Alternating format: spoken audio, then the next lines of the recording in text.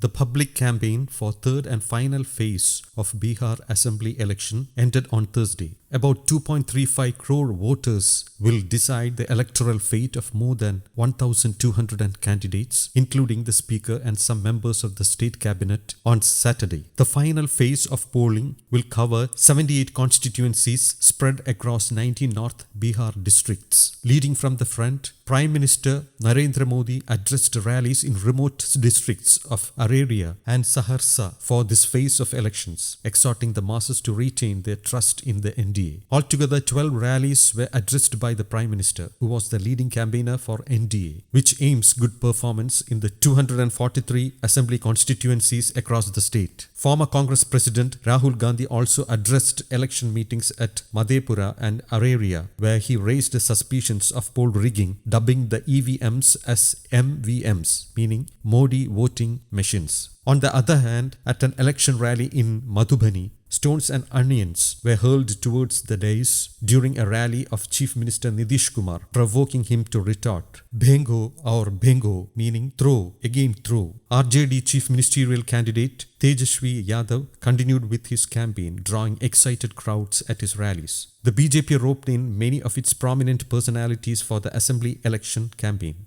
Defence Minister Rajnath Singh, Party President Jagat Prakash Nadda, and Uttar Pradesh Chief Minister Yogi Adityanath were among those who repeatedly attended rallies in Bihar. Rallies and road shows of LJP President Chirag Paswan also drew big crowds. The final phase covers the thickly populated Simachal area of the state with a heavy concentration of Muslims. Prominent among the sitting people's representatives are Speaker Vijay Kumar Chowdhury and State Cabinet Ministers Suresh Sharma and Pramod Kumar. Another candidate who has raised curiosity is Subhashini Yadav, the Congress candidate from Bihariganj in Kishanganj district. She is the daughter of veteran socialist leader and former Union Minister Sharad Yadav. Her assembly segment falls under Madhepura Lok Sabha seat, which her father has won a number of times. In this final phase, out of 78 seats, RJD will contest 46 seats, Congress 25, CPI-ML 5 and CPI 2 under the Grand Alliance.